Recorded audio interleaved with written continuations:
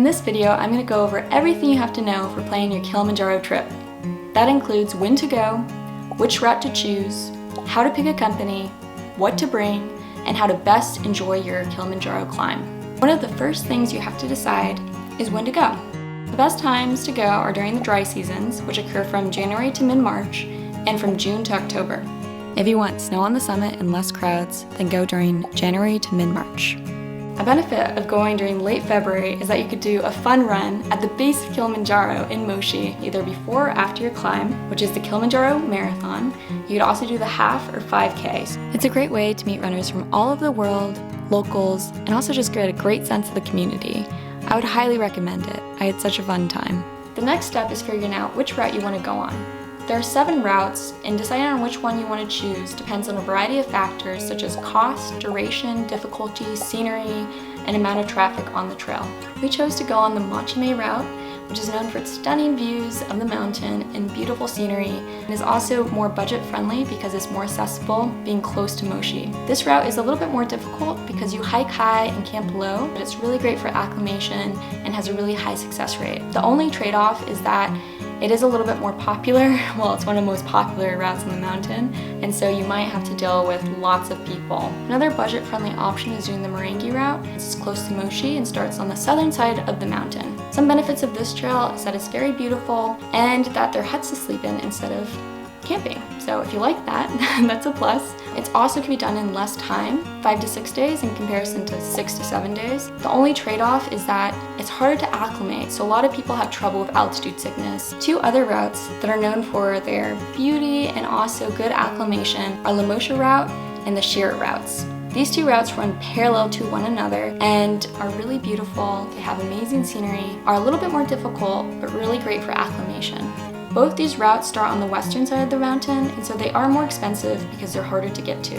The Shira route starts at a higher elevation, so it can be done in 6 to 7 days in comparison to 6 to 8 days on the Lamosha road. There's not as many people on the trail because of their difficulty and because they're a little bit more expensive. The newest route on the mountain is the Northern Circuit route, which actually goes along the Lamosha route at first and then breaks away along the northern side of the mountain up to the summit. This is really amazing because not that many people go on the northern side of the mountain, and it's supposed to be incredibly beautiful, but it does take longer at normally around 9 days. Very difficult, but great for acclimation because you're staying on the mountain a long time. If you want to get away from the crowds of people, don't mind paying a little extra, and want a unique route up the mountain, then this trail might be for you. There are 2 routes that I wouldn't really recommend.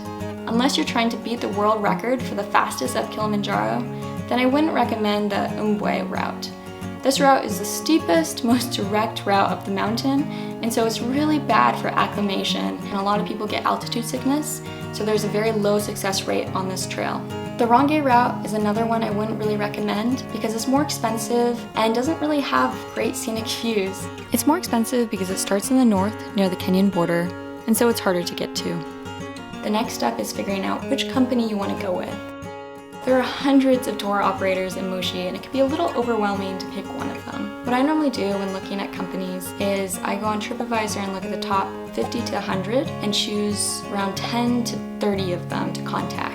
Seems like a lot, but I really like having that reference. What I do is I just make a standard email to send out that describes when we're going, what duration we want, which route we want, and ask them some questions about cost, the itinerary, and list any preferences that we have. So for instance, we're vegan. We want to make sure that they're able to cook vegan meals for us along the way. Also, one of our other preferences was to stay at Kosovo camp instead of Barafu camp, so we just wanted to make sure we can do that. So reaching out to all those companies, you can really get a sense of who's a good communicator, who's very transparent and honest with how much details they provide you and what they ask in response. So once you've decided on a company, make sure they know your flight details so that they can pick you up from the Kilimanjaro International Airport and take you back to Moshi. And make sure you know where you're going to stay that night, so sometimes companies include the hotel before and after. And then also just communicate if you need to pick anything up from Moshi. So that could be rental gear, that could be groceries, little snacks that you might need. So now on to what to bring. A great thing to bring are electrolytes. Things like Gatorade powders, gels, and blocks. It's a good way to put your electrolytes back in you after doing something strenuous. Another thing is if you have any favorite snacks, because you probably won't be able to find it in Moshi in a grocery store.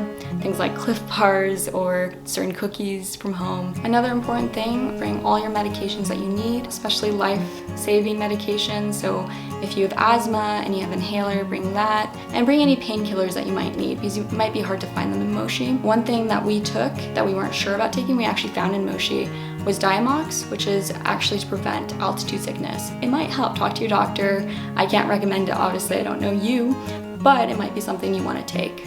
A really good thing to remember is to bring enough cash in Tanzanian shillings for tipping your team. That's a big thing because the tips add up and it might be a lot of money to carry on hand, but normally after your climb, they'll divide tips in the parking lot. They'll hand out tips to the whole team before you go back. So make sure to take out enough money. Tipping your team is really important, and I've included a link in the description on an appropriate range of tipping for each person in your team. So check that out, make sure to budget that into your trip. A fun thing that you can think about bringing is something special to the summit. So we brought a California flag to wave around on the summit, but you could also bring silly hats or stuffed animals. And then one company who we were hiking with brought a bike on their back. I wouldn't bring anything that heavy, something that's really light, something you could just take out and do a fun photo with. Another thing to bring, sunscreen. It's really expensive to buy in Moshi, and it's really important on the mountain. You don't want to be dealing with a massive sunburn. I would also just bring a buff to cover your face while you're hiking along. You can normally actually buy this in Moshi though. Last thing I'm going to go over is a bunch of tips on how to have an enjoyable climbing experience. So a question you might have is how physically fit you have to be to climb Kilimanjaro. Now Alex and I didn't train at all, but we've been on some high altitude backpacking trips. I like running and we like going on walks.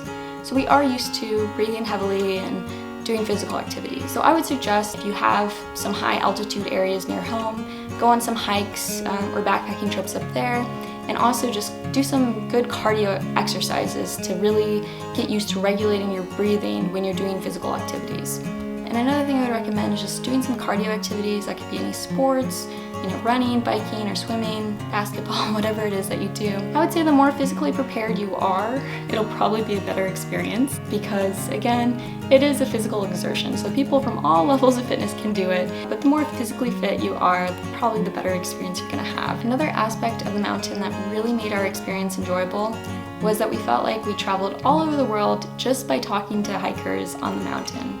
When you get on the mountain, I would recommend just talking to as many hikers as you can to really learn about different countries and also just about different travel experiences and adventures people have had. I would also suggest to really get to know your team. So the porters, cook, your guides, all these people have different experiences, have a different perspective of Moshi, of Tanzania, maybe they grew up somewhere else in Tanzania, and you can really learn a lot just by talking to your team. And learning a bit of Swahili can go a long way. Another thing that might make your experience more enjoyable is having a personal toilet. So there's a bunch of pit toilets all over the camps, which was really cool. I mean, we don't really get that backpacking. We have to dig a hole, bury it. Depending on which route you choose, it could be really popular, and maybe there's even lines. So having a little personal toilet could be a huge savior, I would think. I would also recommend to research if there's any side excursions or little hikes you could do along your route. It would really add to your experience. The last thing I would recommend is to plan a relaxing day after your climb to look forward to.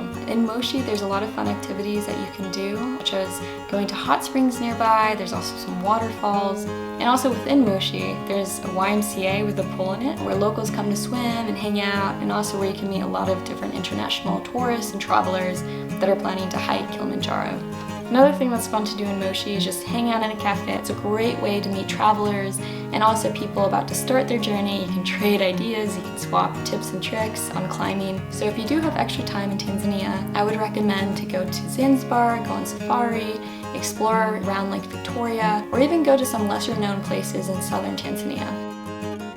If you have any other questions on climbing Kilimanjaro, feel free to comment below and make sure to like, share, and subscribe.